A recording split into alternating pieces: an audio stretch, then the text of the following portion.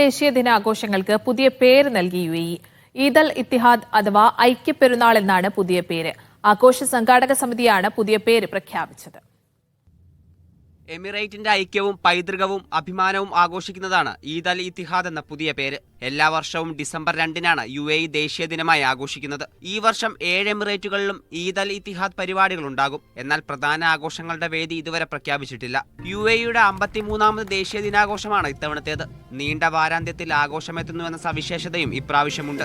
December 2 തിങ്കൾ, December 3 ചൊവ്വ ദിവസങ്ങൾ ആഘോഷത്തിന്റെ ഭാഗമായി അവധിയാണ്. ശനി ഞായർ കൂടി ലഭിക്കുമ്പോൾ ആകെ 4 ദിവസത്തെ അവധി ലഭിക്കും. എമിറേറ്റുകളുടെ ഏകീകരണം ആഘോഷിക്കുന്ന ചരിത്ര നിമിഷത്തിൽ പങ്കുചേരാൻ എല്ലാവരെയും ക്ഷണിക്കുന്നതായി സംഘാടക സമിതിയുടെ strategic and creative affairs director Essa Al Subousi പറഞ്ഞു. Media 1 Dubai.